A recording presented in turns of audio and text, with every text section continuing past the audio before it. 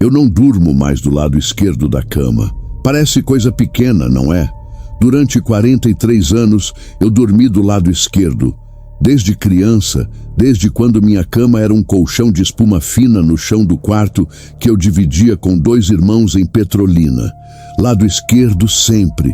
É o lado que fica de frente para a porta. É o lado que eu escolhi porque meu pai me ensinou, sem palavras, só pelo exemplo, que homem dorme de frente para a porta. Por quê? Ele nunca explicou.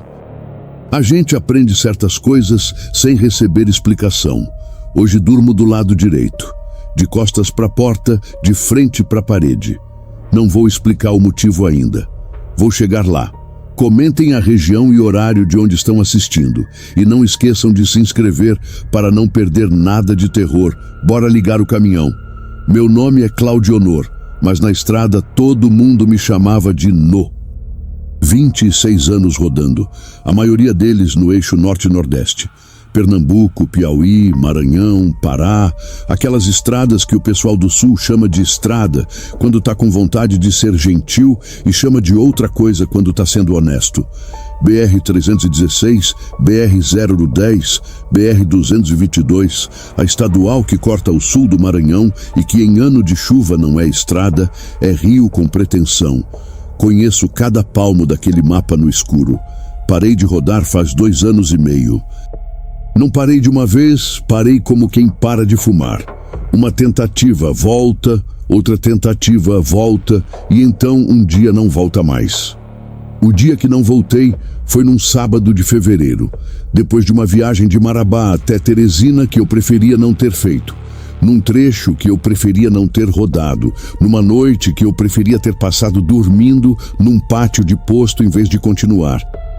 Mas vou contar do começo porque o começo importa para entender que o que aconteceu na BR-010 naquela noite não caiu do céu sem aviso.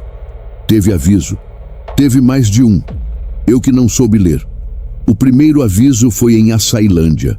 Açailândia é cidade do Maranhão. Fica no ponto onde a 010 encontra a 222.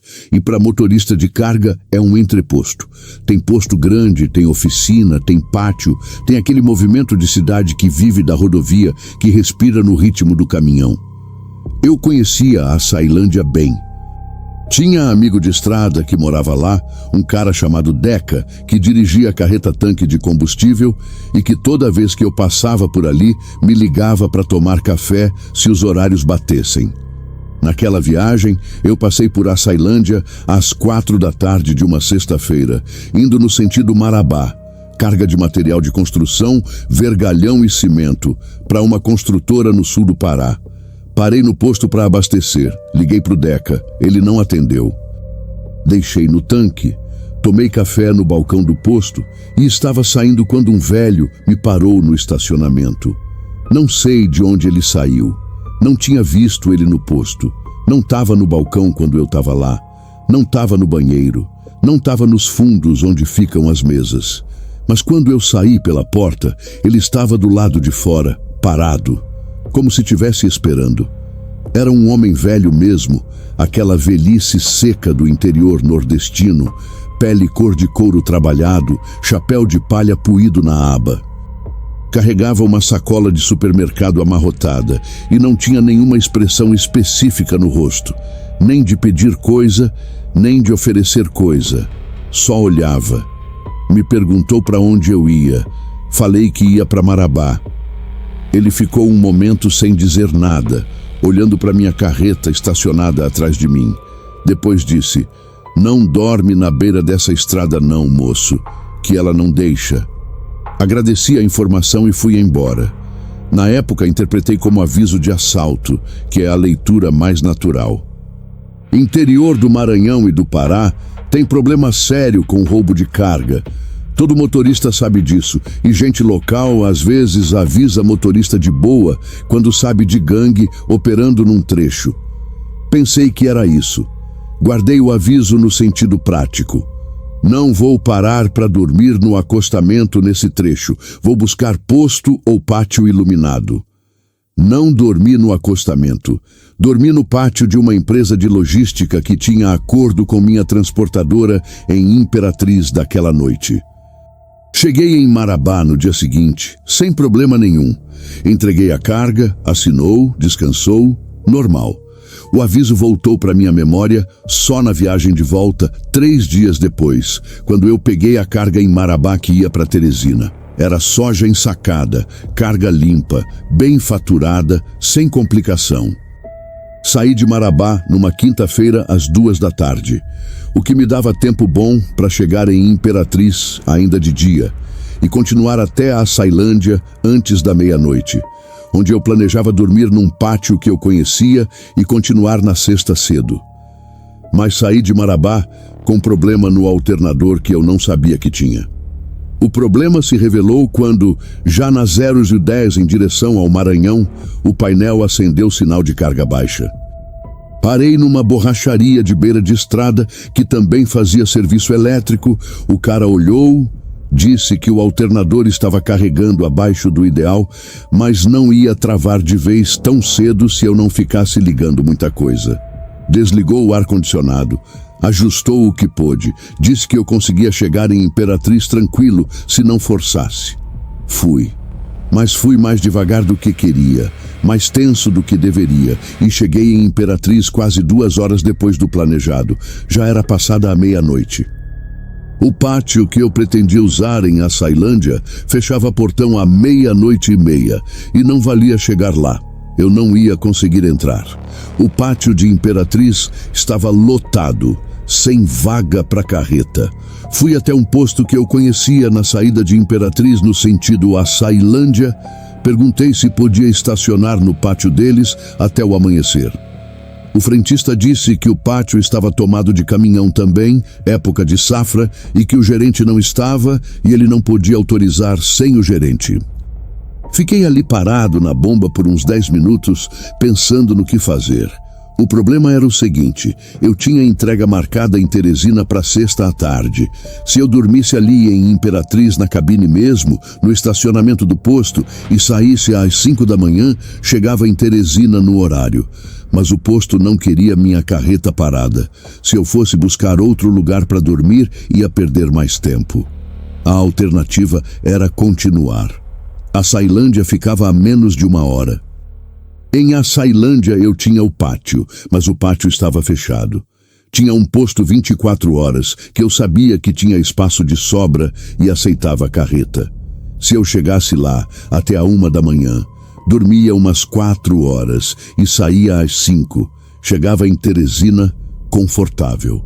Fiz o cálculo e fui. Os primeiros 20 e poucos quilômetros da 0010 de Imperatriz para Açailândia eu já conhecia bem e foram normais. Estrada boa naquele trecho. Movimento moderado mesmo naquele horário porque é corredor de carga importante. Eu estava bem acordado, não estava forçando o limite de sono.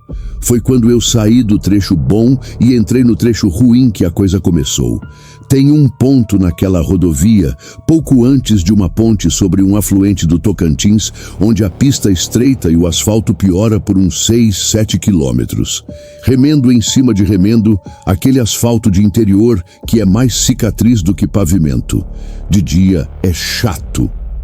De noite é traiçoeiro porque os buracos não aparecem com antecedência suficiente e você passa por eles antes de conseguir desviar. Eu entrei nesse trecho reduzido, atento ao asfalto, e foi nesse ponto que eu percebi que estava sozinho na estrada de um jeito que me incomodou. Não vou repetir o que já disse antes sobre estrada vazia, porque vocês já entenderam o que significa. Não é ausência normal de tráfego. É a ausência que pesa, que ocupa espaço, que você sente no peito antes de formular com palavras. O que foi diferente dessa vez foi o cheiro. Dentro da cabine, com janela fechada e ar desligado por causa do alternador, começou a entrar um cheiro que eu não conseguia identificar. Não era borracha queimada, não era vazamento de óleo, não era nada mecânico que eu reconhecesse. Era um cheiro orgânico, pesado, úmido, como de coisa vegetal em decomposição, mas mais forte, mais fechado, como se eu tivesse passado por cima de algo grande que estava apodrecendo no asfalto. Olhei para o painel. Motor normal, temperatura normal, Pressão de óleo normal. Alternador com aquele sinal de carga baixa que eu já sabia, mas nada diferente do que estava antes. O cheiro sumiu depois de uns 2 minutos. E então a carreta começou a pesar diferente. Isso eu preciso explicar porque é uma coisa específica de quem dirige veículo pesado. Quando você passa muito tempo rodando com uma carga, você cria uma percepção do peso dela. Não é leitura de painel, é sensação. Você sente como a carreta responde às curvas, como ela empurra nas descidas, como ela resiste nas acelerações. É um equilíbrio que você aprende no corpo. A minha carreta começou a responder como se estivesse mais carregada. Não dramaticamente. Não foi de uma vez que o reboque ficou pesado como ferro. Foi gradual, ao longo de uns 3 quilômetros, como se o peso da carga estivesse aumentando muito devagar. A aceleração ficou mais preguiçosa. As curvas pediram mais volante. O freio respondeu com uma fração de segundo a mais. Eu sei o que vocês estão pensando. Subida, rampa. Quando você entra numa rampa com carreta carregada, ela fica mais difícil de dirigir, é igual.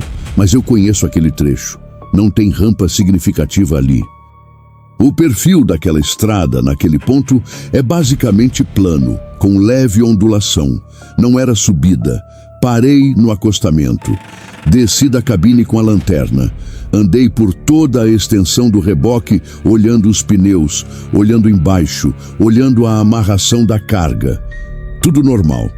Pneus com pressão aparente boa, carga firme, nada jogado nem deslocado. Fui na frente do cavalo, olhei o motor pelo visor. Normal. Subi de volta, liguei, continuei. A carreta continuava pesada.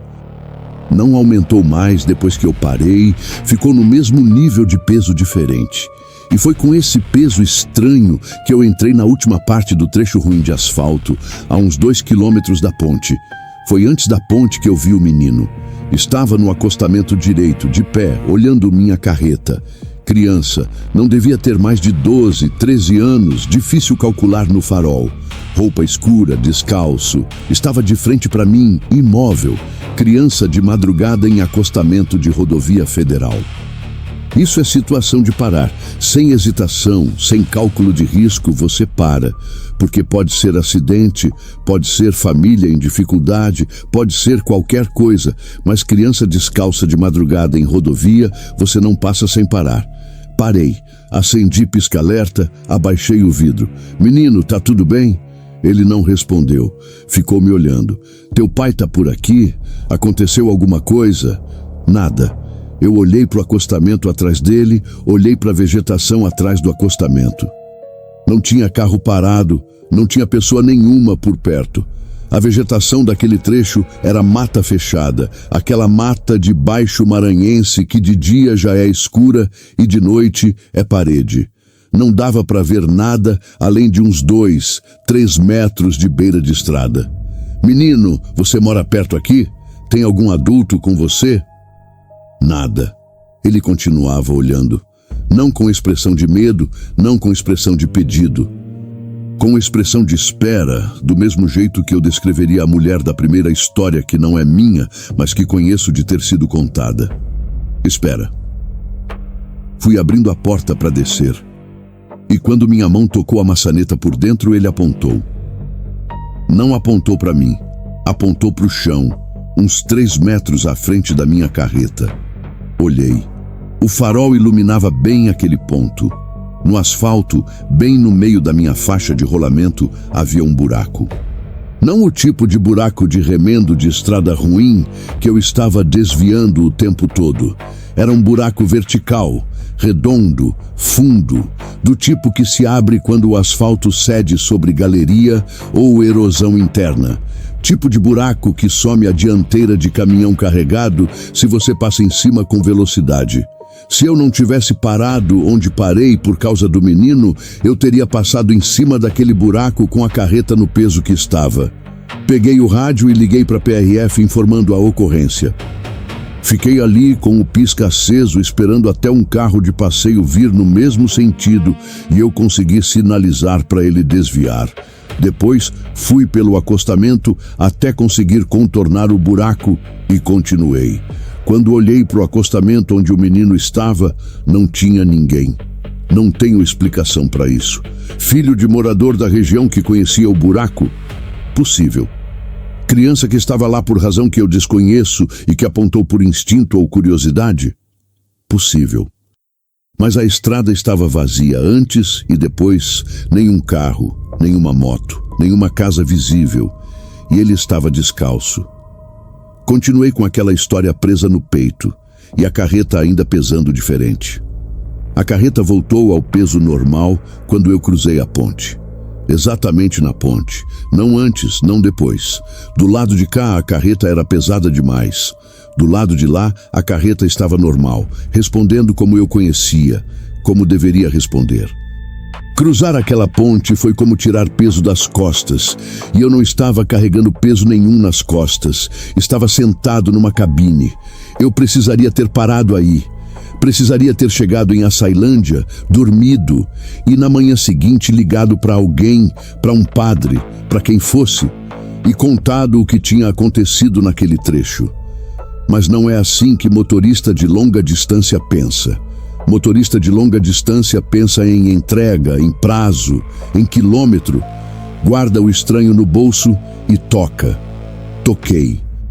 Açailândia, posto 24 horas, estacionei a carreta, tomei café, comi alguma coisa. O caixa do posto era um rapaz jovem, com sotaque de São Luís, que estava claramente morrendo de tédio e que quis conversar. Deixei ele conversar, porque eu precisava de voz humana naquele momento, sem admitir isso. Em algum ponto da conversa, ele me perguntou por qual trecho eu tinha vindo. Falei que tinha vindo de Imperatriz pela 010. Ele acenou com a cabeça de um jeito específico, o tipo de aceno que tem significado, mas que a pessoa não desenvolve. Perguntei o que era. Ele ficou um momento em silêncio e então disse que naquele trecho antes da ponte, as pessoas da região não atravessavam de madrugada. Perguntei por quê. Ele encolheu um pouco o ombro, mexeu no copo dele, disse que os mais velhos da região diziam que a estrada ali segurava coisa. Não explicou o que isso significava. Perguntei se tinha acidente frequente ali. Ele disse que tinha sim, mas que não era só acidente. Não perguntei mais. Paguei o café e fui dormir na cabine. De manhã cedo continuei para Teresina. Entrega feita, romaneio assinado, tudo certo. Passei 2 dias em Teresina esperando carga de retorno. Carga apareceu, era material médico para Belém, saí numa segunda de manhã cedo. A volta pela 010 eu poderia ter evitado. Tinha outra rota, mais longa, que contornava aquele trecho do Maranhão. Mas era 100 e poucos quilômetros a mais, diesel a mais, pedágio a mais. E eu tinha feito aquela viagem mais de 40 vezes naquela rodovia sem o menor problema. 2 noites esquisitas não eram razão suficiente para mudar rota. Essa foi a lógica. E a lógica estava errada. Passei por Açailândia de dia sem problema. Passei pela ponte de dia sem problema. Cheguei em Imperatriz de dia, parei para almoçar, continuei. Em Marabá, descarguei. Fui carregar a carga de retorno que era madeira certificada para um estaleiro no litoral. Saí de Marabá na terça de tarde. Fui dormir em Imperatriz. Na quarta de manhã cedo, saí de Imperatriz na direção de Açailândia. Era de manhã. Tinha sol. Estava tudo normal. Mas quando entrei no trecho ruim antes da ponte, aquele trecho de 6, 7 quilômetros de asfalto remendado, a carreta ficou pesada de novo, de dia, com sol, com movimento normal de estrada. A carreta ficou pesada exatamente como tinha ficado na madrugada anterior. A mesma resposta lenta, a mesma resistência nas curvas, a mesma sensação de estar carregando peso além do que estava. Eu continuei porque de dia eu estava mais corajoso, ou mais teimoso, ou as duas coisas. Continuei olhando o asfalto, desviando dos buracos, com a janela aberta por causa do alternador que ainda não tinha consertado. Não vi o menino, não vi ninguém no acostamento, mas ouvi. Com a janela aberta no ponto mais ou menos onde eu tinha parado na madrugada anterior, eu ouvi por um segundo muito curto um som que não era motor, não era vento, não era pneu em asfalto ruim. Era um som de dentro do reboque. Batida. Uma batida única, seca, do tipo que madeira faz quando bate em madeira. Para carga de madeira certificada amarrada em reboque, uma batida não é absurdo. Carga de madeira em estrada ruim bate, é física, é normal. Mas esse som foi diferente pelo ritmo. Não foi a batida randômica de coisa que se soltou e balançou. Foi uma batida, uma só. No momento em que eu estava naquele ponto específico, cruzei a ponte. Carreta voltou ao peso normal imediatamente. Cheguei em Açailândia, entrei no posto, parei, desci. Fui até o reboque, andei por fora, olhei a amarração. Tudo firme. Subi na plataforma lateral para olhar por cima da carga. Carga intacta, madeira amarrada em feixe, nada deslocado. Desci. E foi quando eu estava descendo da plataforma lateral, minha mão na barra, meu pé buscando o degrau de baixo, que eu vi o que estava embaixo do reboque. Não vou fingir que processou rápido. Não processou. Minha vista caiu para baixo do reboque por acidente, porque é onde você olha quando está procurando o degrau. E o que estava lá levou uns 2 segundos completos para virar informação na minha cabeça. Havia marcas no chassis do reboque.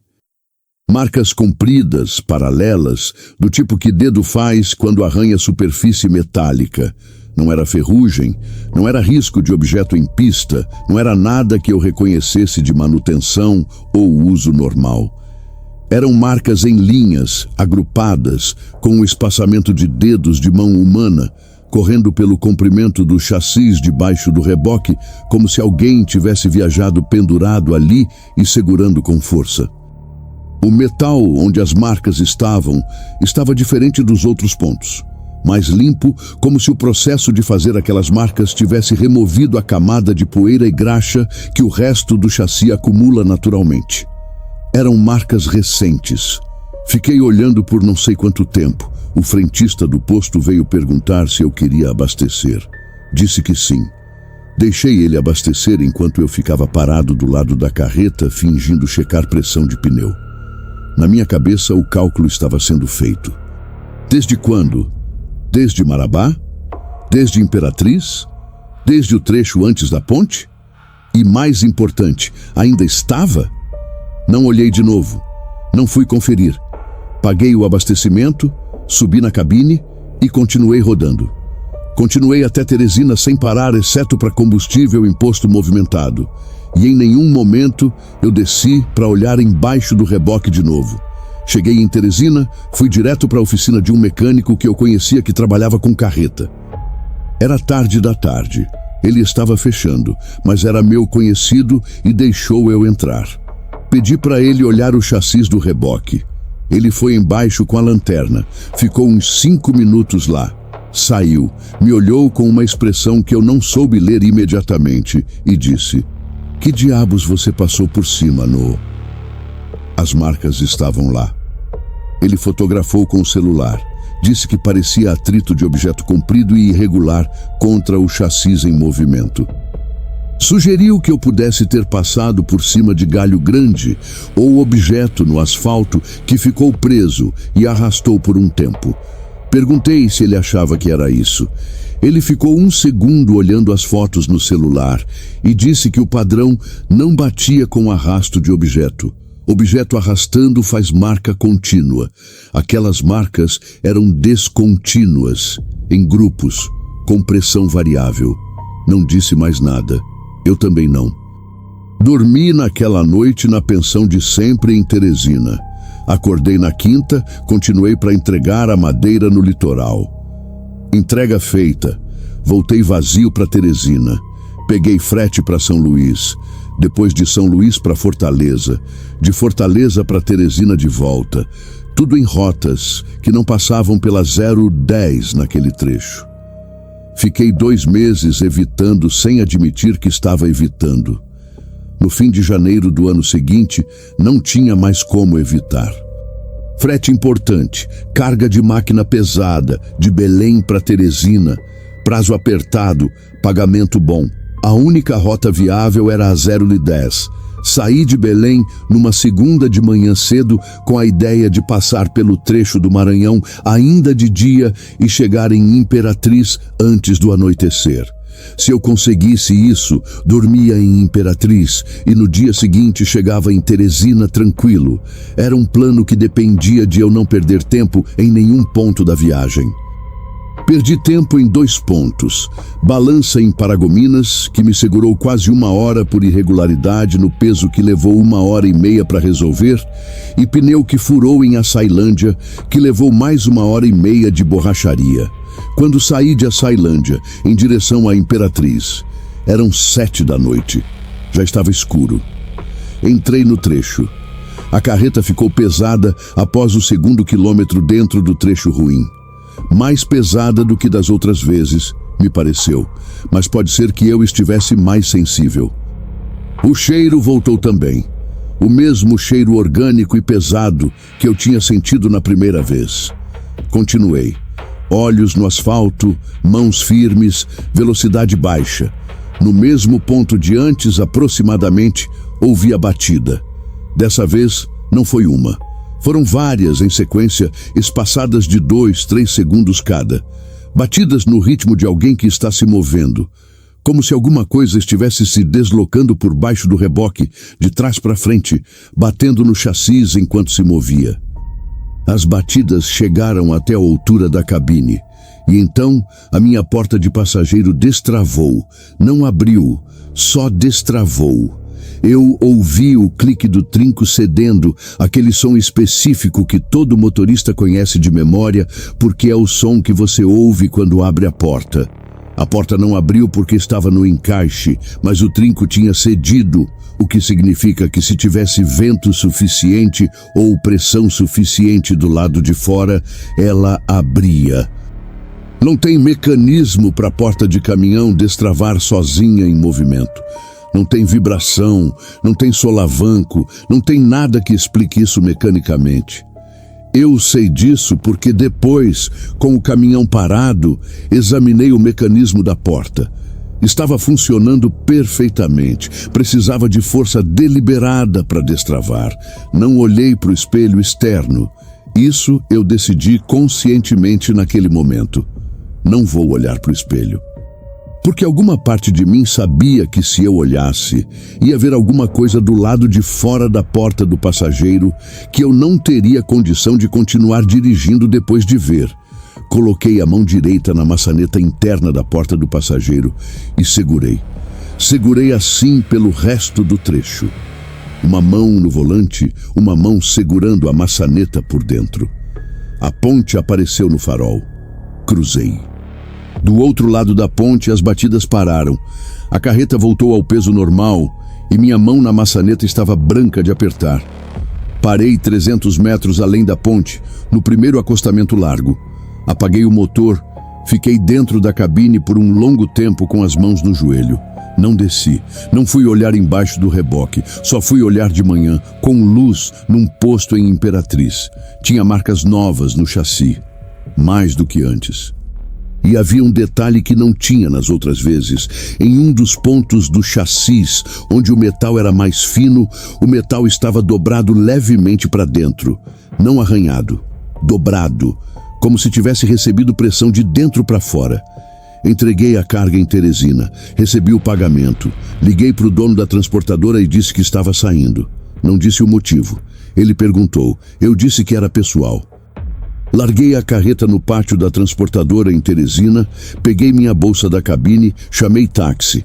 No táxi, indo para o rodoviário para pegar ônibus para Petrolina, onde minha irmã mora, percebi que estava com a mão direita ainda fechada, como se ainda estivesse segurando alguma coisa. Abri. Não tinha nada, mas a sensação de pressão na palma ficou por 3 dias. É por isso que durmo do lado direito da cama, de frente para a parede. Não é superstição, não é trauma mal resolvido, não é coisa que psicólogo precisa desembaraçar. É uma decisão simples de homem que aprendeu uma coisa na estrada e aplica essa coisa na vida. Tem coisas que você não olha. Não porque olhar traz de volta, mas porque algumas coisas só têm poder enquanto estão atrás de você, e olhar é a única forma de colocá-las na sua frente. Eu não olhei para o espelho naquela noite, e o que estava do lado de fora da porta ficou do lado de fora. Chato 1856. Claude respondeu: eu fiquei em Petrolina por 4 meses. Eu fiquei em Petrolina por 4 meses. Minha irmã, Conceição, tem uma casa pequena no bairro do Corrab. Marido dela trabalha em açougue. 2 filhos pequenos que ficavam me olhando como se eu fosse visita de outro planeta, porque tio Nó nunca ficava parado em lugar nenhum por mais de 3 dias. E ali eu estava, sentado na varanda de tarde, tomando café da manhã às 10 horas, dormindo cedo, acordando sem alarme. Vida de homem que parou. Conceição não perguntou. Ela é desse tipo. Preparava o prato, colocava na minha frente e ia embora. Deixava eu ficar. Isso vale mais do que pergunta. O marido dela, Cirânio, me perguntou uma vez indiretamente como Cirânio sempre faz as coisas, porque ele é homem de rodeio verbal. Disse que um amigo dele tinha uma transportadora pequena, só de frete regional, caminhão pequeno, nada de longa distância. Perguntou se eu não queria uma conversa. Agradeci e disse que não estava no momento. Ele não perguntou mais. Eu passei esses 4 meses tentando fazer o que a mente faz naturalmente depois de coisa que não consegue digerir, tentando reclassificar, colocando o que aconteceu numa categoria que coubesse no mundo que eu conhecia. O peso diferente da carreta, problema mecânico não detectado, talvez no sistema de freio que às vezes prende levemente e aumenta a resistência. As marcas no chassis, objeto que peguei na pista e não vi, galho, pedaço de metal, alguma coisa. As batidas, carga se acomodando, madeira trabalha com temperatura e umidade. A porta destravando, defeito no mecanismo que só se manifestou naquela ocasião e depois se resolveu sozinho, coisa que acontece com peça velha. Cada coisa tinha uma explicação, o conjunto não tinha, e o conjunto era o que ficava, porque não é uma estranheza isolada que quebra a pessoa, é quando as estranhezas formam padrão. Padrão que se repete no mesmo trecho, nas mesmas condições, com progressão, com escalada. Primeira vez foi peso e cheiro. Segunda vez foi batida. Terceira vez foi batida, porta e marca nova no chassis com metal dobrado. Escalada, como se alguma coisa estivesse testando. Esse pensamento eu tentei descartar mais do que qualquer outro, porque é o tipo de pensamento que, se você deixar, toma conta. Escalada implica intenção. Intenção implica entidade. E eu sou homem de estrada, não sou homem de assombração. Mas o pensamento voltava. No 3º mês em Petrolina, eu liguei para o mecânico de Teresina, aquele que tinha fotografado as marcas. Perguntei se ele ainda tinha as fotos. Ele disse que tinha. Pedi que me mandasse. Ele mandou por mensagem 5 fotos, boa resolução, porque o celular dele era bom. Fiquei olhando as fotos por um tempo longo. As marcas no chassis eram paralelas, agrupadas em 5, com o espaçamento exato de dedos de mão humana adulta. Eu tinha um paquímetro aqui na casa da minha irmã, que é ferramenta que guardo desde que aprendi mecânica básica. Abri as fotos no máximo de zoom que o celular permitia e medi as marcas na tela com o paquímetro, ajustando pela escala relativa dos componentes do chassis que eu conhecia as dimensões reais. Mão adulta, palma larga, dedos compridos. Nas marcas mais recentes, as da 3ª viagem, havia um detalhe que eu não tinha conseguido ver bem no posto de Imperatriz, porque estava com pressa e com a cabeça em outro lugar. Na foto ficou claro, as marcas mais recentes corriam em direção à cabine. As antigas, das viagens anteriores, corriam em direção indeterminada, sem padrão direcional claro, como arrasto randômico. As novas tinham direção. da traseira do reboque em direção à cabine, em direção aonde eu estava sentado. Guardei o celular. Não abri aquelas fotos de novo. No quarto mês, uma coisa aconteceu que eu não esperava e que mudou o que eu sabia sobre aquela estrada. Recebi ligação de um número que eu não tinha na agenda. Atendi porque às vezes é despachante com frete novo e velho hábito de atender número desconhecido ainda estava presente. Era um homem chamado Eudes, que disse que tinha trabalhado com carga naquela região do Maranhão por quase uma década, que agora estava fora da estrada também, e que tinha conseguido meu número através de um conhecido em comum que eu não vou nomear, porque não sei se a pessoa quer ser nomeada. Perguntei como posso ajudar. Ele disse que era ele que queria me ajudar. Disse que sabia do trecho, que era conhecido entre quem rodava muito por aquela estrada. Que os motoristas locais, os que faziam frete curto dentro do Maranhão, evitavam aquele trecho específico de noite fazia anos. Não por decisão organizada, não por combinação, mas por um conhecimento acumulado que passou de boca em boca até virar regra não escrita. Perguntei o que ele sabia sobre o trecho. Ele ficou um momento em silêncio e então disse que a estrada ali passava por cima de um cemitério. Não no sentido figurado, no sentido literal. Quando a rodovia foi aberta naquele trecho, nos anos 70, o traçado passou por cima de um antigo cemitério de comunidade rural que já não existia mais enquanto comunidade. Os moradores tinham sido deslocados décadas antes. A maioria foi para Imperatriz ou para outras cidades. O cemitério ficou sem manutenção, sem família visitando, sem padre benzendo, sem nada. E quando vieram com as máquinas para abrir a estrada, nivelaram tudo. Não redirecionaram o traçado, não removeram os corpos. Nivelaram. Perguntei como ele sabia disso. Disse que o pai dele era da comunidade, que o bisavô dele estava enterrado ali ou estava embaixo do asfalto, dependendo de como você quisesse olhar para a mesma coisa. Que a família sabia, que outras famílias da região sabiam, que era conhecimento local que nunca virou processo, nunca virou notícia, nunca virou nada, porque as pessoas que sabiam eram pobres e distantes e a estrada era do governo. E governo não conversa com pobre que tem bisavô embaixo do asfalto. Fiquei em silêncio. Ele continuou. Disse que o trecho pesado, onde as coisas aconteciam, era exatamente sobre o ponto central do cemitério antigo, que a ponte marcava o limite. Que quem sabia disso passava rápido e não parava, e que os motoristas de fora que não sabiam, às vezes contavam coisa depois, ou às vezes não contavam porque não queriam parecer louco, ou às vezes simplesmente paravam de rodar e não explicavam por quê.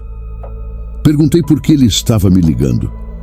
Disse que o conhecido em comum tinha comentado que eu tinha parado de rodar depois de passar por ali e que ele achava que eu merecia saber o que era, porque não saber é pior. Agradeci. Ele disse uma coisa antes de desligar. Disse que o pai dele, que era filho da comunidade e que tinha crescido ouvindo história daquele cemitério, dizia uma coisa sobre os mortos de lá. Dizia que eles não eram ruins, que eram só gente que estava no caminho de todo mundo e que ninguém tinha tido o trabalho de tirar do caminho antes de passar por cima. Gente no caminho. Desliguei e fiquei sentado no quintal da casa da minha irmã até escurecer, ouvindo os filhos dela brincando lá dentro, ouvindo o Cirânio chegar do açougue e cumprimentar a Conceição na cozinha, ouvindo a vida doméstica de uma família que tinha chão fixo embaixo dos pés. Pensei no menino descalço no acostamento, pensei nele apontando para o buraco. Se o Eudes estava certo sobre o cemitério, o menino não estava me assustando. O menino estava me avisando. Assim como o velho na frente do posto em Açailândia tinha me avisado antes de eu entrar pela primeira vez, do jeito que ele podia avisar. Não dorme na beira dessa estrada não, moço, que ela não deixa, não a estrada. Eles, os que estão embaixo da estrada e que de vez em quando sobem, Não para assustar, não para machucar, mas porque estão lá e às vezes a presença deles vaza como água vaza por fresta de cimento.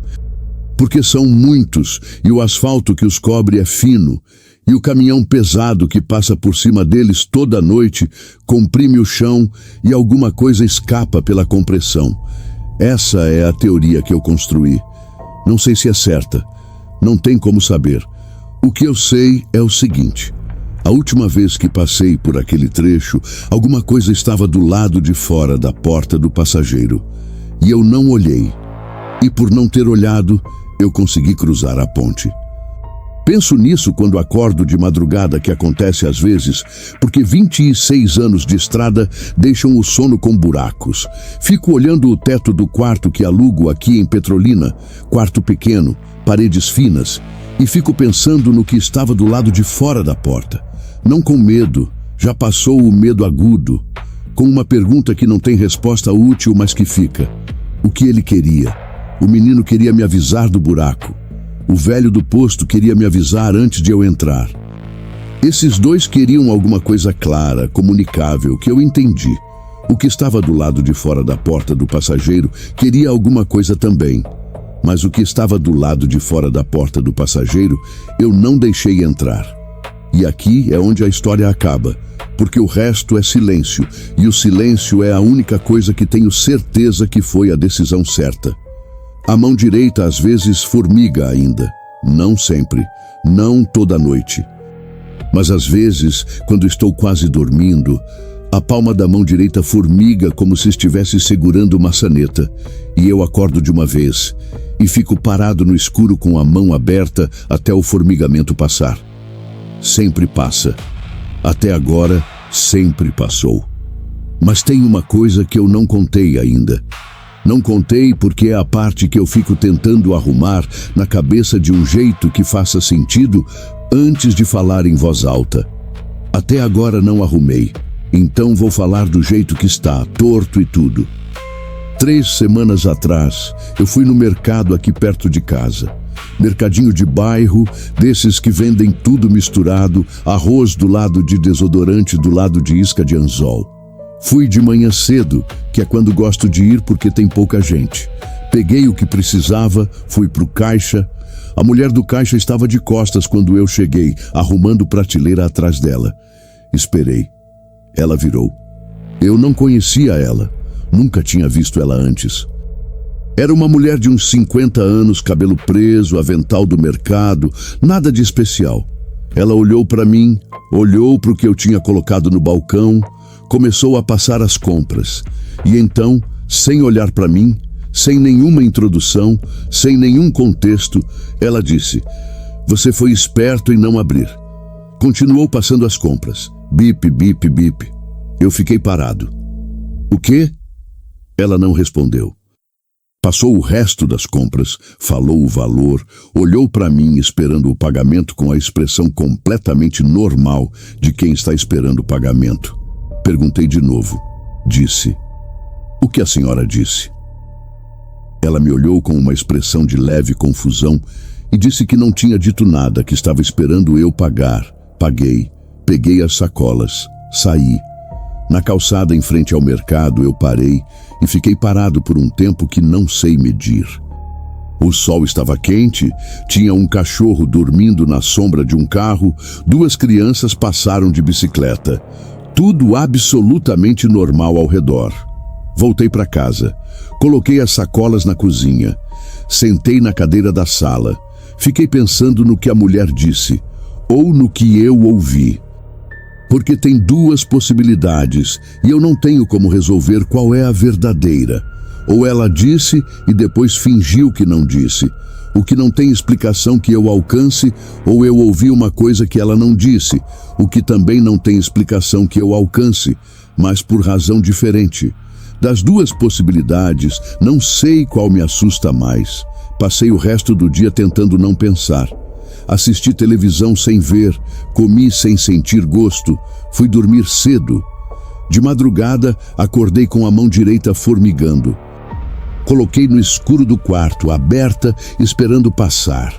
Demorou mais do que de costume, e enquanto eu estava ali deitado, de frente para a parede, mão aberta no escuro, esperando o formigamento ir embora, eu tive um pensamento que nunca tinha tido antes em todo esse tempo. Pensei, e se não foi a última vez? Não a última vez que passei por aquele trecho. Isso eu sei que foi a última vez, porque eu não volto.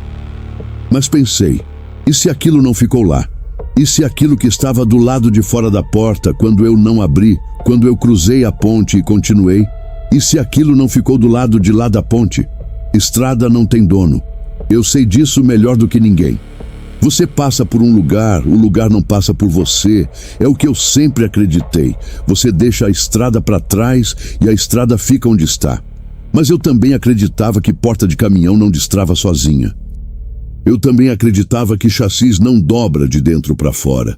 Fico aqui olhando para o teto e me pergunto se vocês que estão me ouvindo agora, em casa, no fone, no carro, se vocês já pararam para pensar que a pessoa que conta uma história assim carrega a história no corpo, não na memória, no corpo, no formigamento da mão, na posição que escolhe para dormir, na frase que ouve no mercado e não consegue atribuir a lugar nenhum.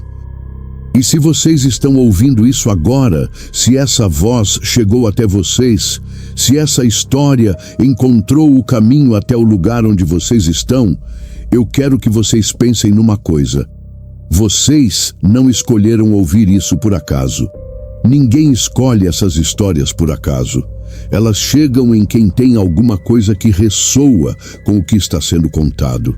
Alguma memória de estrada própria, alguma madrugada que não fecha direito, alguma coisa que vocês viram pelo espelho e decidiram não voltar para olhar de novo.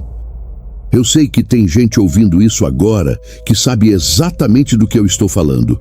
Não a mesma história, não o mesmo trecho, não a mesma estrada, mas o mesmo peso, o mesmo acostamento vazio que não devia estar vazio, a mesma sensação de que algo estava junto que não devia estar junto.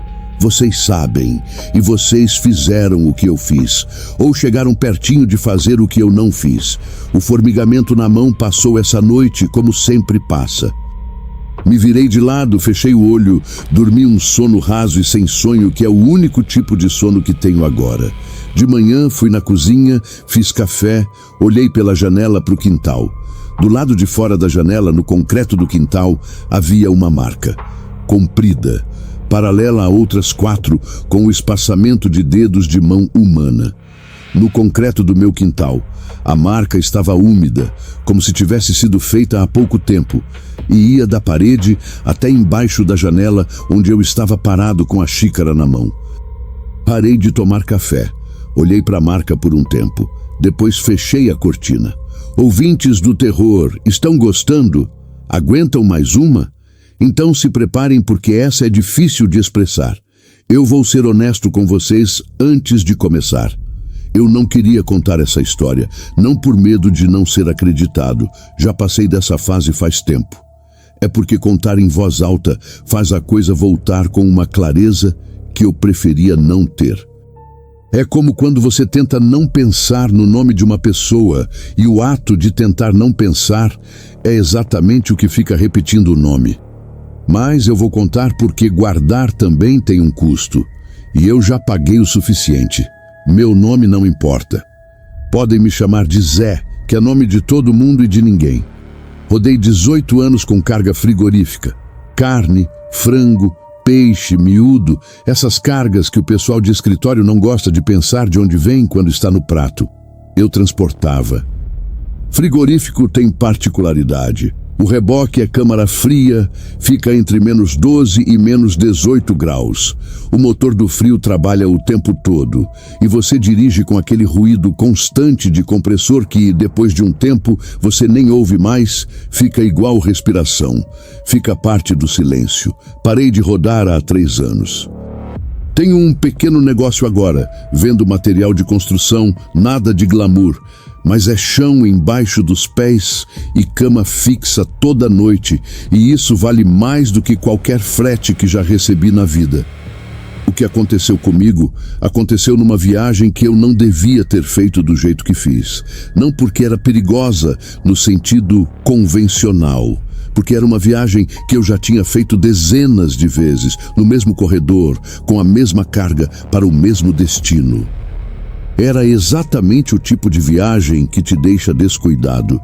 Não o descuido de quem dorme no volante ou bebe antes de rodar.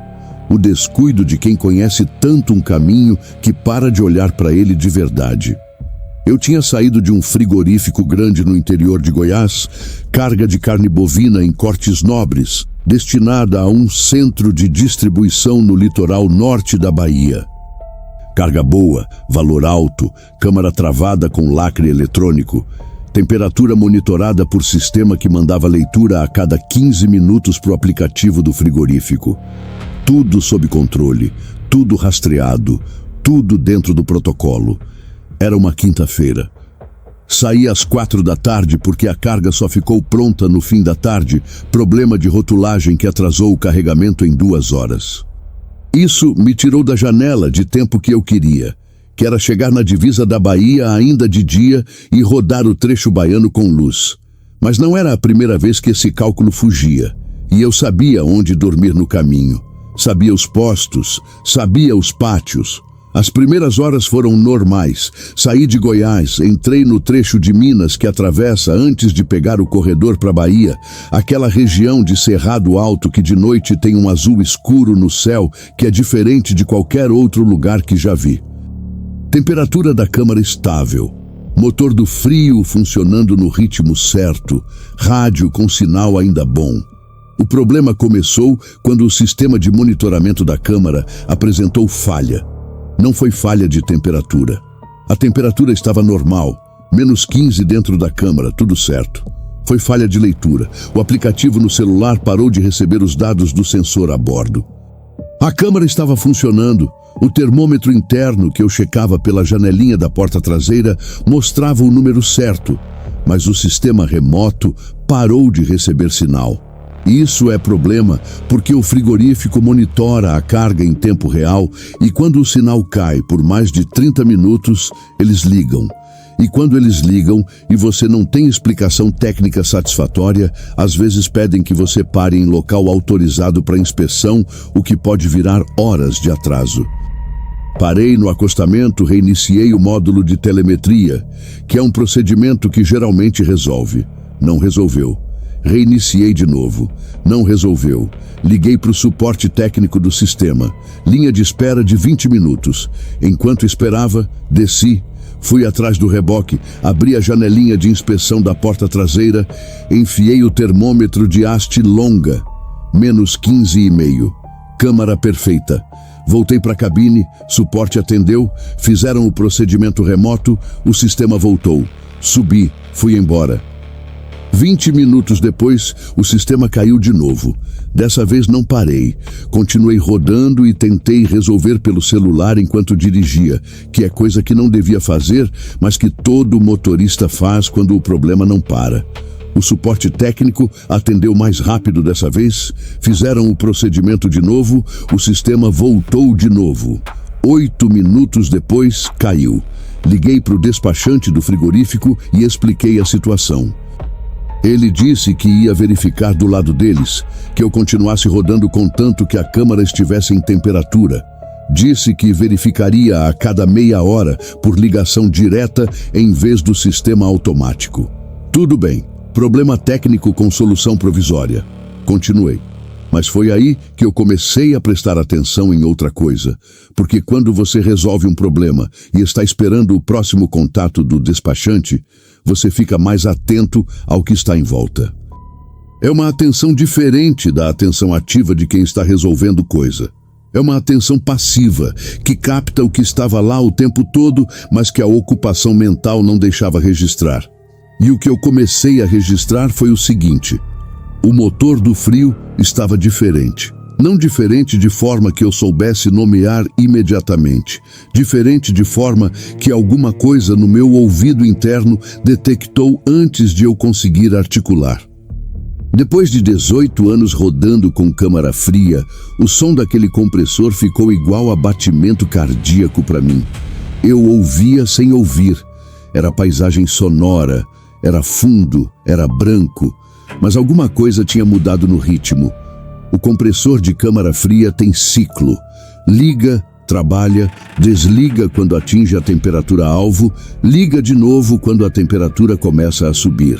Esse ciclo tem duração razoavelmente previsível, dependendo da temperatura externa, da carga, do estado do equipamento.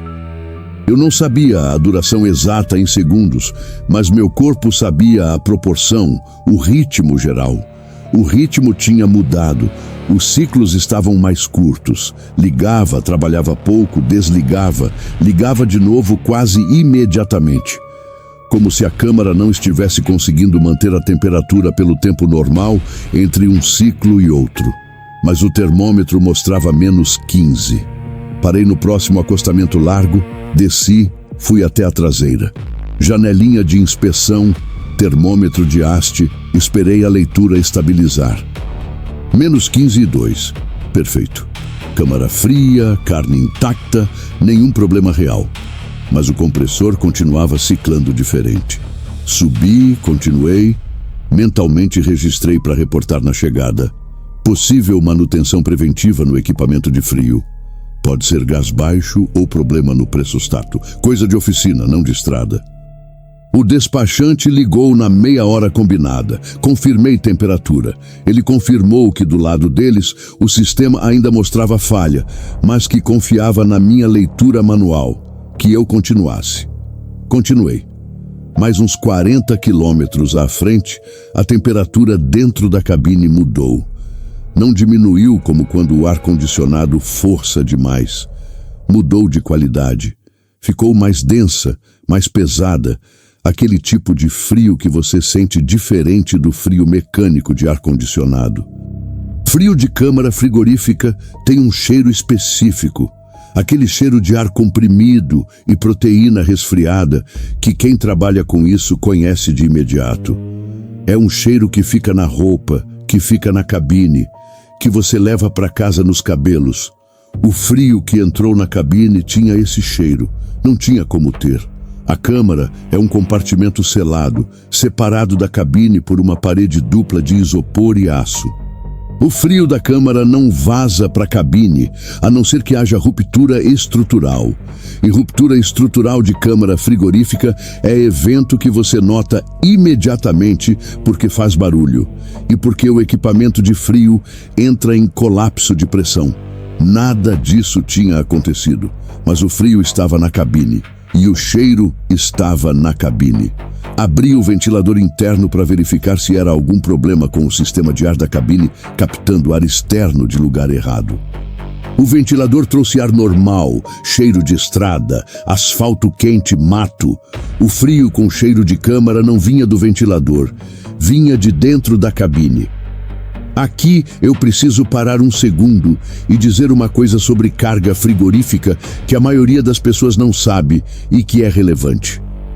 Câmara frigorífica de transporte de carne tem uma regra que todo motorista de frigorífico aprende no primeiro mês e não esquece mais.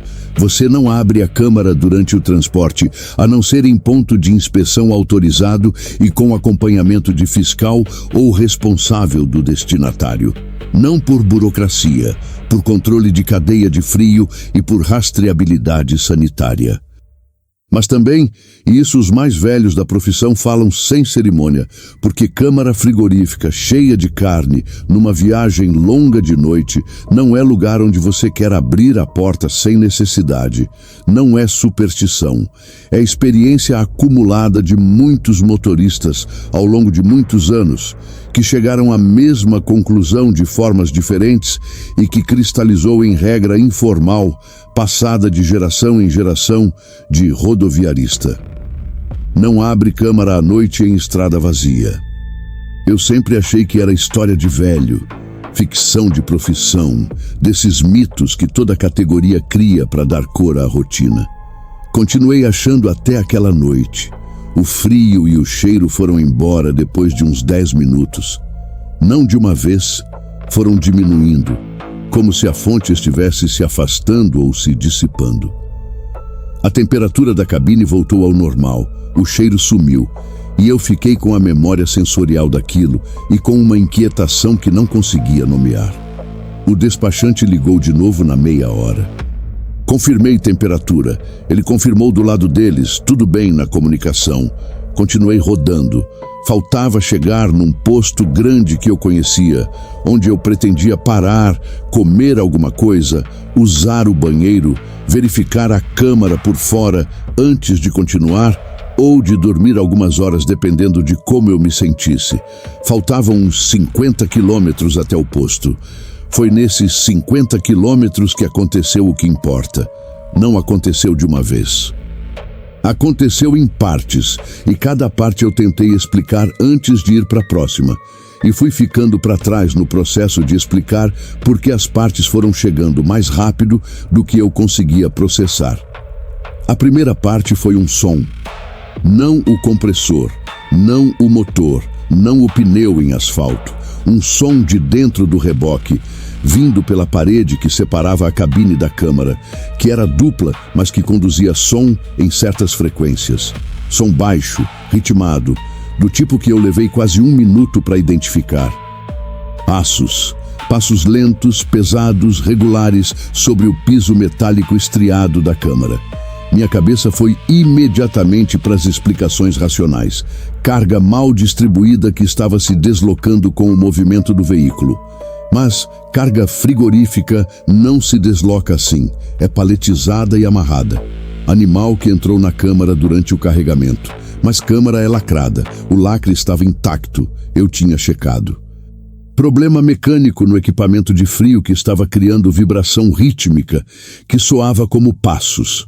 Possível, mas a frequência era errada, muito lenta, muito regular, muito pesada para a vibração de compressor. Eram passos. Andei mais uns 2 quilômetros tentando não ouvir e ouvindo. Paravam, recomeçavam. Não em pânico, não em correria. Lentos, com peso. Como de alguém que está andando devagar num espaço fechado porque não tem pressa de chegar a lugar nenhum. A segunda parte foi o lacre.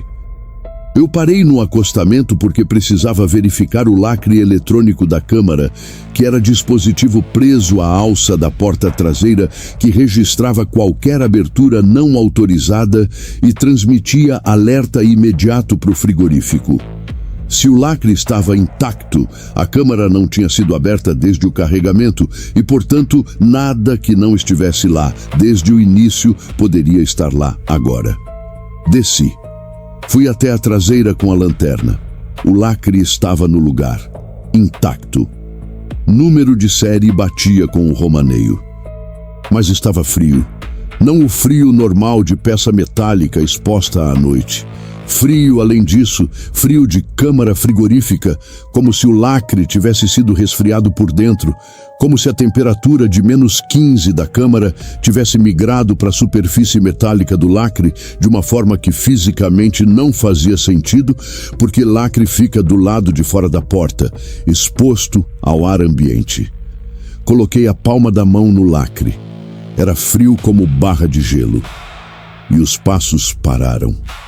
Exatamente quando minha mão tocou o lacre, os passos pararam. Silêncio absoluto de câmara frigorífica, que é um silêncio particular, abafado, como silêncio de dentro de algodão.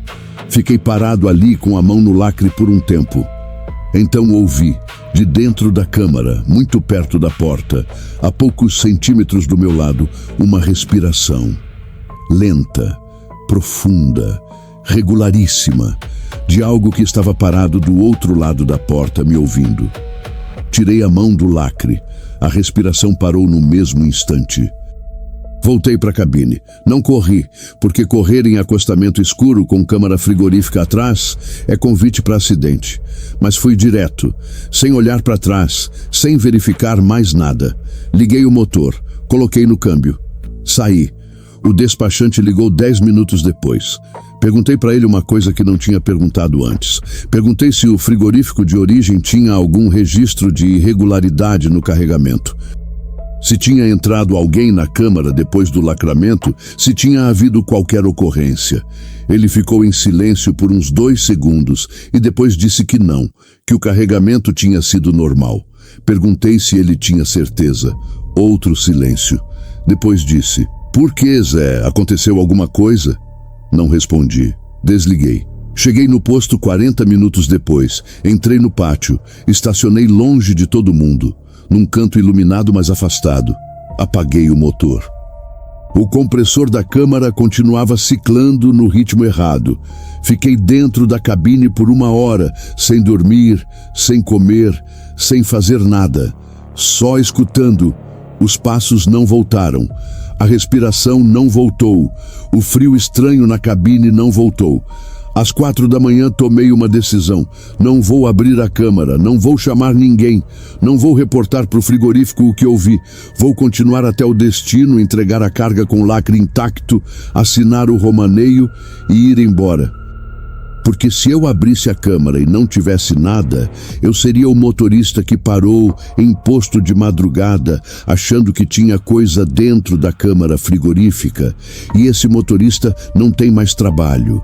E se eu abrisse a câmara e tivesse alguma coisa, eu seria o motorista que abriu câmara lacrada sem autorização com carga de alto valor. E esse motorista também não tem mais trabalho. De qualquer forma, eu não podia abrir. Então não abri. Saí do posto às 5 da manhã. Rodei o resto do caminho sem intercorrência. Os passos não voltaram. A respiração não voltou. O compressor continuou no ritmo errado, mas a temperatura da câmara se manteve até o destino. Cheguei ao centro de distribuição na Bahia às 3 da tarde. Fiscal recebeu a carga, cortou o lacre, abriu a porta da câmara. Entrou primeiro. Ficou lá dentro checando as paletes, fazendo a contagem, conferindo as etiquetas. Processo normal de recebimento.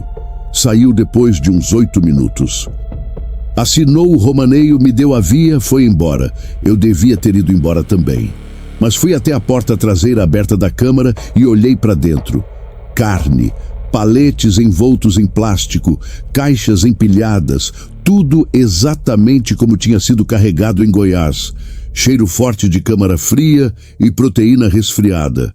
Temperatura ainda baixa mesmo com a porta aberta. Tudo em ordem. Mas no piso metálico estriado da câmara, que era prateado quando limpo e que acumulava uma camada fina de condensação durante o transporte, havia marcas. Marcas de pisada. Não botas, não tênis, não chinelo. Pé descalço, pé humano, com a curvatura do arco, com o formato dos dedos, com o calcanhar largo e as falanges na frente. Várias marcas indo e voltando pelo comprimento da câmara, como de alguém que tinha andado de um lado a outro por muitas horas. As marcas de condensação eram limpas, definidas, como se tivessem sido feitas com cuidado, e eram frias demais. Não no sentido de temperatura de piso de câmara. Frias, além disso, aquele tipo de frio que não é só ausência de calor, mas presença de outra coisa, o tipo de frio que você sente no estômago antes de sentir na pele. Fechei a porta da câmara. Fui para o escritório do centro de distribuição. Devolvi o crachá de visitante, peguei o caninho do banheiro, lavei o rosto na pia por um tempo longo. Me olhei no espelho. Tinha algo errado com minha expressão que eu não soube nomear. Não era medo, era algo mais parecido com reconhecimento. Como se uma parte de mim soubesse de alguma coisa que o resto de mim ainda estava processando. Saí, subi na cabine, liguei o motor. O compressor da câmara vazia continuou no ritmo errado por mais 30 quilômetros. Depois normalizou. Rodei vazio de volta para Goiás. Devolvi o cavalo mecânico no pátio do frigorífico. Assinei a papelada de devolução. O responsável do pátio me perguntou se tinha tido algum problema na viagem. Disse que o sistema de telemetria tinha falhado intermitentemente, que era para colocar no relatório de manutenção. Perguntou se era só isso. Olhei para ele. Era um homem de uns 50 e poucos anos, cabelo grisalho, aquela expressão de quem viu muita coisa e parou de se surpreender. Disse que era só isso. Ele acenou com a cabeça de um jeito que me pareceu ser compreensão, não de informação técnica de manutenção, mas de outra coisa. Guardou a prancheta, disse que eu estava liberado. Fui embora. Nunca voltei para buscar outro frete. Agora vem a parte que eu precisava contar, mas que fiquei guardando para o final, porque é a parte que conecta tudo. E conexão, às vezes, é mais pesada do que o fato isolado. 2 semanas depois de parar de rodar, recebi uma mensagem de um motorista que trabalhava para a mesma transportadora. Não era amigo próximo, era conhecido de pátio, desses que você cumprimenta, toma café junto às vezes, troca informação de estrada. Mandou mensagem de áudio, coisa de 2 minutos, voz baixa, como quem não quer ser ouvido por quem está no cômodo ao lado. Disse o seguinte, que no frigorífico de Goiás, uns 3 anos antes da minha viagem, tinha acontecido um acidente. Funcionário que trabalhava no carregamento noturno tinha entrado numa câmara por acidente, quando outro funcionário, sem saber que ele estava lá dentro, tinha fechado e lacrado a porta. Câmara tinha funcionado a noite toda. Quando abriram na manhã seguinte, o homem estava no fundo da câmara, no canto, sentado com os joelhos perto do peito, descalço. Porque tinha entrado para ajustar a posição de um palete e tinha tirado o sapato para não sujar a câmara, que era procedimento informal que alguns funcionários faziam. Disse que a diretoria tinha abafado. Indenizou a família, fez acordo, não deixou virar processo público. Funcionários do frigorífico sabiam. Ninguém de fora sabia. A câmara onde o acidente tinha acontecido era a câmara do reboque que eu tinha rodado naquela viagem. Perguntei como ele tinha descoberto isso. Ele disse que um funcionário antigo do frigorífico, que tinha pedido demissão depois do acidente e que trabalhava agora num posto de combustível na cidade, tinha contado para ele numa conversa de madrugada. Perguntei por que esse funcionário tinha pedido demissão. Mensagem de voz ficou em silêncio por uns 3 segundos. Depois, ele disse que o funcionário tinha pedido demissão porque não conseguia mais trabalhar no turno noturno de carregamento. Que toda vez que fechava a porta de câmara frigorífica à noite, ouvia do lado de dentro, muito perto da porta, uma respiração. Guardei o celular. Fiquei sentado na cadeira da minha sala por um tempo que não sei medir. Pensei no homem descalço andando de um lado ao outro da câmara naquela noite. Andando no frio que ele já conhecia de dentro, no escuro que já era familiar, no espaço que tinha sido o último lugar que ele viu com vida. Andando sem pressa porque para onde ele ia não existia pressa. Pensei na respiração do lado de dentro da porta quando eu tinha colocado a mão no lacre. Pensei que ele tinha parado quando eu toquei o metal. Pensei que talvez ele tivesse parado porque reconheceu o gesto de mão em metal frio de câmara, que era o último gesto que ele mesmo tinha feito do lado de dentro, batendo na porta que não abriu. E pensei em vocês agora, porque vocês estão ouvindo isso num lugar fechado. Pode ser quarto, pode ser carro, pode ser ônibus, pode ser escritório. Lugar fechado com temperatura controlada. Ar que alguém ligou. Ar que mantém o ambiente numa faixa confortável, ar que circula e que você não pensa de onde vem.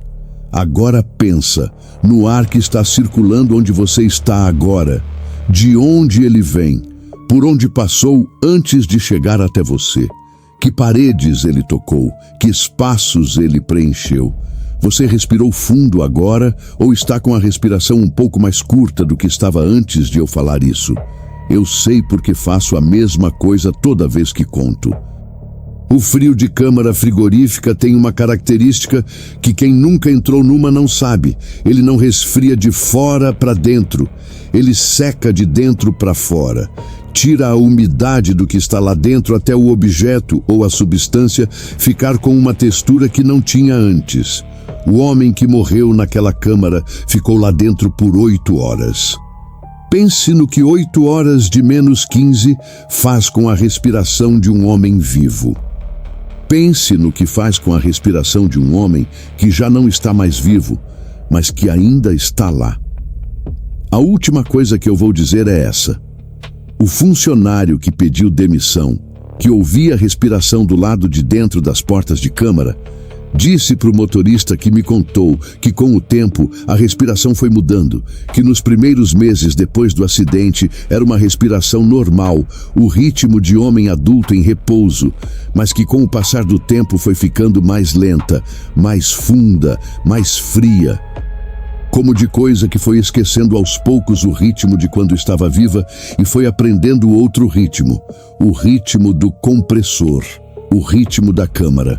O ritmo que eu ouvi naquela noite, ciclando errado no meu reboque, que eu não conseguia nomear porque não era ritmo de máquina e não era ritmo de homem. Era o meio termo, era o que sobra quando as duas coisas se misturam por tempo suficiente num espaço fechado e frio. Eu durmo com a janela aberta agora. Todo dia, todo ano, faz frio ou faz calor. Janela aberta. Não por claustrofobia, não por calor, porque ar parado em espaço fechado tem memória. E eu já ouvi o que a memória do ar faz quando ninguém abre a janela por tempo demais.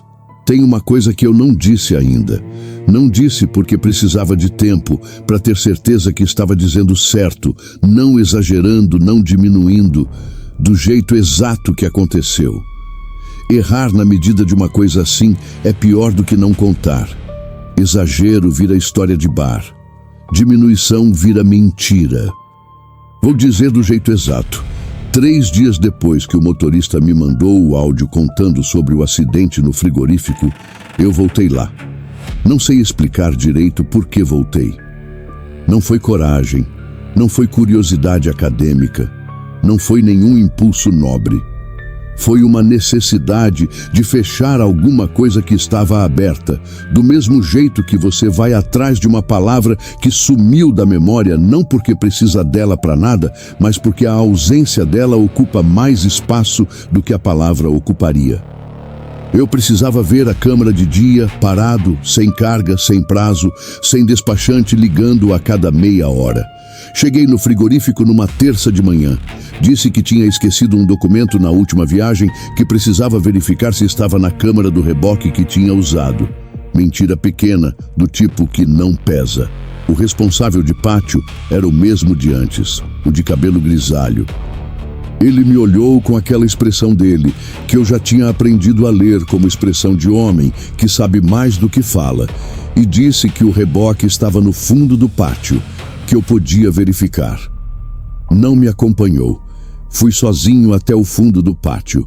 O reboque estava encostado numa das baias cobertas, desconectado do cavalo mecânico, porta traseira fechada, mas sem lacre porque estava vazio.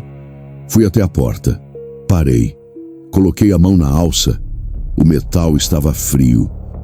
Não o frio normal de metal à sombra numa manhã de temperatura amena.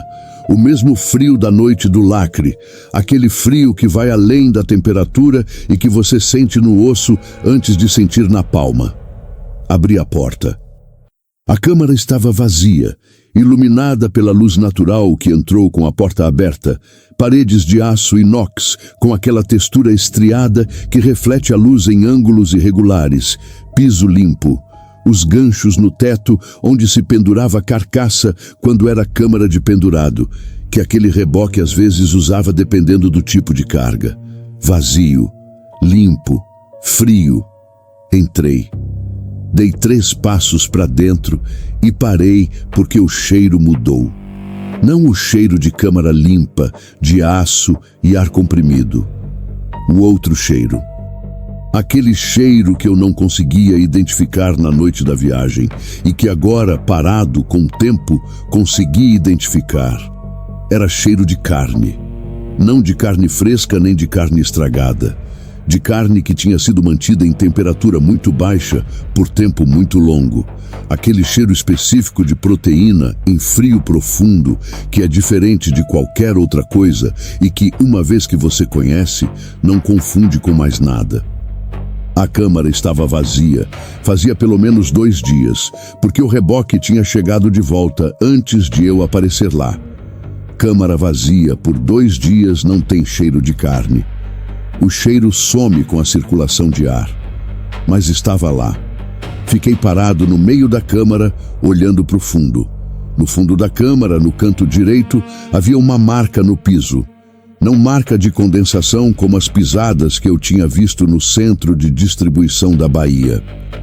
Era uma marca diferente, mais permanente, do tipo que fica no metal quando algo fica apoiado no mesmo ponto por muito tempo e a pressão repetida deixa uma impressão leve na superfície. A marca tinha o formato de 2 solas de pé descalço, curvatura do arco, dedos na frente, calcanhar atrás. Os 2 pés juntos, levemente virados para dentro, como de alguém que estava parado naquele canto olhando para a porta. Olhei para a marca. Olhei para a porta aberta atrás de mim. Calculei a distância. Do canto onde estavam as marcas até a porta eram uns 4 metros. 4 metros de câmara fria e vazia e silenciosa. O homem que morreu ali tinha ficado no canto, não andando, não batendo na porta, não gritando. Tinha ficado parado no canto de frente para a porta, como quem espera que a porta abra, como quem sabe que a porta vai abrir e que é só uma questão de tempo. Essa imagem me atravessou de uma vez e me tirou o ar. Porque 8 horas de câmara a menos 15... Você não fica parado num canto esperando. Você bate na porta, você grita, você se move para gerar calor, você faz tudo que instinto de sobrevivência manda. Você não fica parado. A não ser que em algum ponto as horas tenham passado e o frio tenha feito o que o frio faz. E o que ficou no canto não fosse mais o homem que estava esperando, mas outra coisa, que já não tinha pressa de sair, que já tinha aprendido o ritmo da câmara, que já tinha feito as pazes com o frio e com o escuro e com o espaço fechado, e que tinha ficado ali depois. Saí da câmara, fechei a porta, fui direto até o carro, liguei. Saí do pátio. Na rua eu parei do lado de fora do portão do frigorífico e percebi que estava com frio. Não frio de câmara, não frio sobrenatural de história de terror. Frio físico, concreto, meu corpo tremendo levemente como quando você fica exposto ao frio por tempo suficiente. Mas eu tinha ficado dentro da câmara por menos de 5 minutos e a câmara estava sem o sistema de frio ligado, que é equipamento que fica desligado quando o reboque está desconectado do cavalo mecânico. Câmara sem sistema de frio ligado, em dia de temperatura normal, não resfria o corpo de ninguém em 5 minutos. Liguei o aquecedor do carro no máximo. Fiquei ali por talvez 20 minutos até parar de tremer. E foi ali, parado na rua em frente ao portão do frigorífico, com o aquecedor no máximo, que eu entendi uma coisa que tinha estado na frente dos meus olhos durante toda aquela viagem e que eu não tinha conseguido ver. O sistema de monitoramento da câmara não tinha falhado. Ele tinha parado de receber sinal porque tinha parado de receber temperatura de câmara frigorífica vazia. Estava recebendo temperatura de câmara frigorífica com alguma coisa dentro que não deveria estar lá. E alguma coisa dentro que não deveria estar lá tinha uma temperatura diferente de menos 15. Tinha uma temperatura que o sensor não reconhecia como leitura válida e por isso parava de transmitir. Não é explicação técnica que eu possa provar. É a explicação que faz sentido com o que eu sei sobre aquele sistema, que são 18 anos de experiência com aquele sistema. O sensor parava de transmitir porque não sabia o que estava medindo. Guardei isso e fui embora e não voltei mais. Mas o que me afetou de verdade, o que ficou, não foi a câmara, não foi as marcas do piso, nem o frio, nem o cheiro. O que ficou foi uma coisa menor, mais doméstica, mais difícil de explicar para qualquer pessoa sem parecer que estou exagerando. Eu parei de usar geladeira à noite. Não parei de ter geladeira, não joguei fora, não é isso. Mas depois das 10 da noite, eu não abro a geladeira. Não busco água, não busco comida, não verifico o que tem dentro. Espero o dia amanhecer. A primeira vez que isso aconteceu foi umas 2 semanas depois que parei de rodar.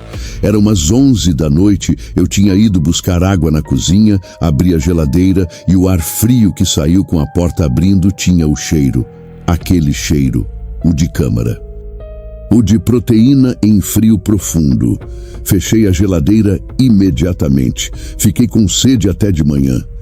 No dia seguinte, abri de dia, cheio de luz, cheio de movimento de rua pela janela. E era só geladeira. Cheiro normal de geladeira doméstica. Nada além disso. Chamei técnico de assistência, disse que achava que tinha problema no sistema. Ele veio, verificou tudo, disse que estava perfeito. Perguntou qual era o problema exatamente. Disse que às vezes sentia um cheiro estranho. Ele abriu, cheirou.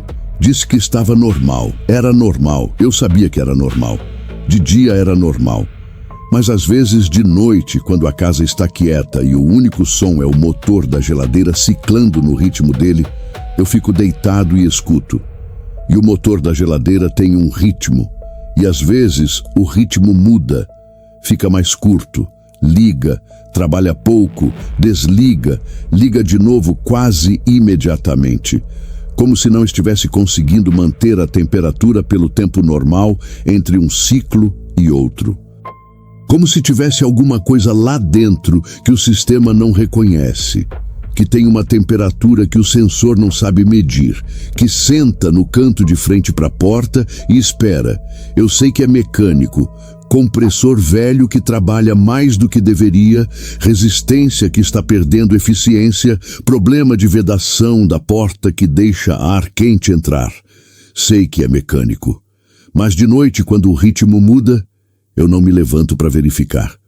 Fico deitado com o olho aberto no escuro e espero o dia. Agora vocês vão fazer uma coisa para mim. Não porque eu estou pedindo favor, não porque é parte da história, porque é o único jeito de vocês entenderem de verdade o que eu estou descrevendo. Parem de ouvir por um segundo. Fiquem quietos onde estão. Prestem atenção no som mais próximo de vocês agora. Pode ser geladeira, pode ser ar-condicionado, pode ser aquecedor, pode ser qualquer equipamento que mantenha uma temperatura no espaço onde vocês estão. Ouçam o ritmo. Agora esperem. Esperem o ciclo completar e começar de novo. Prestem atenção se o segundo ciclo tem a mesma duração do primeiro. Se tiver, tudo bem. É mecânica normal, é física normal, é o mundo funcionando como deve. Mas se o segundo ciclo for mais curto, se o equipamento desligar antes do que deveria e religar quase imediatamente, como se não estivesse conseguindo manter a temperatura do espaço pelo tempo normal, não abram. Qualquer que seja o compartimento, qualquer que seja a porta, não abram. Não porque abrir confirma alguma coisa, mas porque tem coisas que só existem enquanto estão fechadas, e o ato de abrir não revela o que está lá dentro. O ato de abrir é o que deixa sair. E o que eu ouvi respirar do outro lado da porta naquela noite na estrada, do outro lado do lacre frio, com aquela respiração lenta e funda que não era mais ritmo de homem e não era mais ritmo de máquina, aquilo não saiu porque eu não abri. Ficou lá. Ficou no reboque, no frigorífico, nas marcas do piso, no cheiro que não some mesmo com câmara vazia faz 2 dias. Ficou onde estava. Mas vocês que estão me ouvindo agora, em casa, em quarto fechado, com geladeira funcionando na cozinha e ar-condicionado no quarto e aquecedor na sala, vocês que vivem a vida inteira dentro de espaços com temperatura controlada por equipamento que você nunca olha de verdade, que você só ouve quando está quieto de noite, vocês abrem toda vez. Toda vez que vão buscar água de madrugada, toda vez que verificam o que tem para comer antes de dormir, toda vez que a temperatura do quarto está errada e vocês ajustam sem pensar. Abrem e fecham, e abrem e fecham, e nunca ficam quietos tempo suficiente para notar se o ritmo mudou. Eu fico. Todo dia, faz 3 anos, eu fico quieto e noto. E na maioria das noites, o ritmo está normal e eu durmo. Mas nas noites em que o ritmo muda, eu não durmo.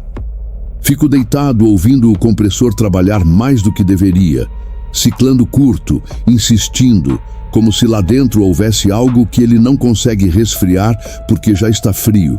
Já estava frio antes de entrar. Nessas noites eu fico quieto até o dia clarear. E de manhã abro tudo, janela, porta, geladeira, tudo. Deixo o ar entrar e circular e renovar, deixo o sol bater em cada canto, deixo o dia fazer o que o dia faz, que é apagar o que a noite guarda. E funciona. De dia funciona sempre. É à noite que eu não confio mais.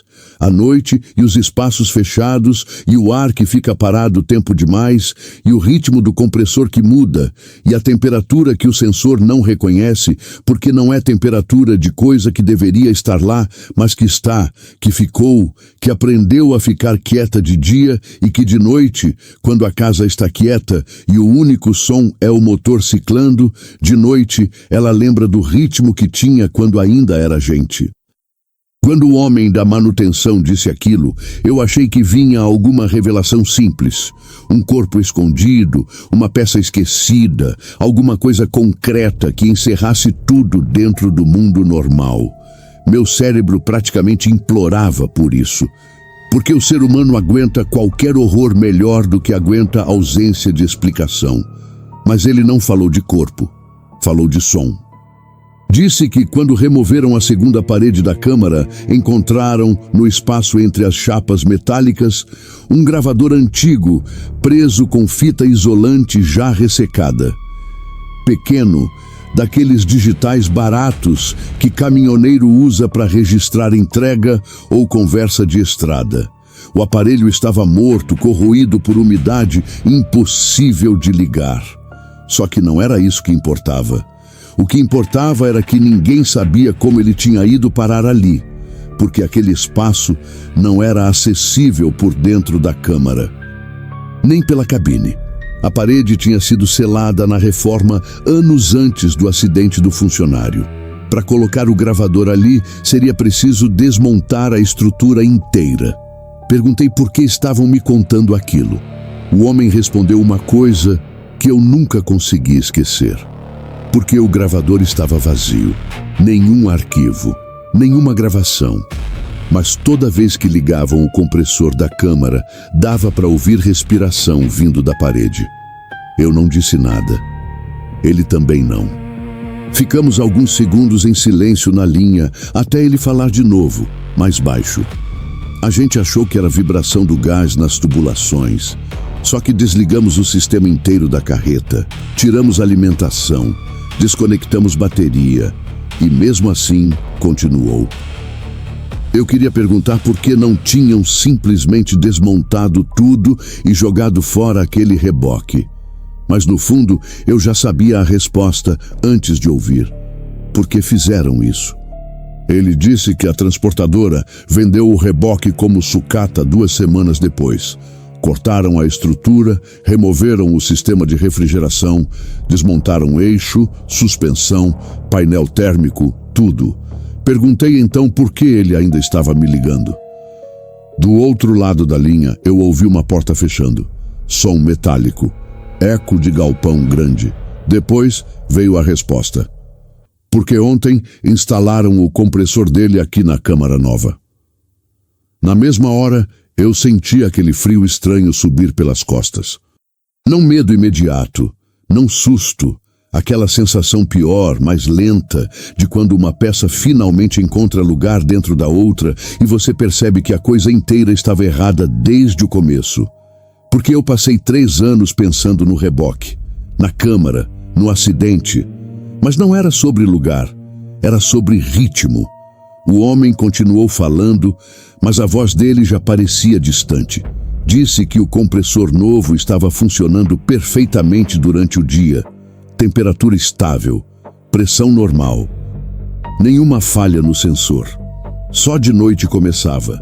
Os ciclos encurtavam. O motor desligava antes da hora e religava quase imediatamente. E aí vinha a respiração. Não alta, não dramática, quase íntima, como alguém dormindo perto demais no escuro. Perguntei por que ele tinha me ligado especificamente. A resposta veio rápida dessa vez.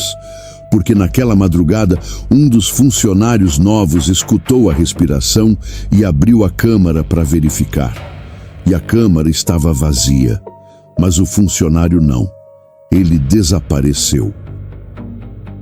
Não encontraram sangue, Não encontraram roupa, não encontraram sinal de invasão nem saída pelo pátio. Só encontraram o celular dele no chão da câmara, ainda gravando o áudio. O homem da manutenção disse que ouviu o arquivo inteiro antes de entregarem para a polícia. No começo dava para escutar só o compressor funcionando. Depois passos. Depois o funcionário dizendo, "Tem alguém aí?" 2 vezes. Depois silêncio. E então, pela primeira vez na gravação, uma segunda respiração apareceu. Muito próxima do microfone, lenta, funda, regularíssima, não parecia ameaça, não parecia raiva, parecia reconhecimento. A ligação caiu logo depois disso. Eu nunca consegui retornar. Troquei de número semanas mais tarde, saí da cidade. Parei de procurar notícias sobre frigorífico, transporte, desaparecimento, qualquer coisa ligada àquilo. Mas às vezes, tarde da noite, quando tudo está quieto e o único som da casa é a geladeira trabalhando na cozinha, eu ainda penso na última coisa que ouvi naquele telefonema. Porque antes da ligação cair, bem no fundo, atrás da voz do homem e do ruído do compressor, dava para escutar outra coisa. Uma terceira respiração, mais baixa, mais distante, como se estivesse ouvindo tudo junto comigo do outro lado da linha. Por hoje é isso, galera. Vejo vocês nas rodovias ou até mesmo nas madrugadas.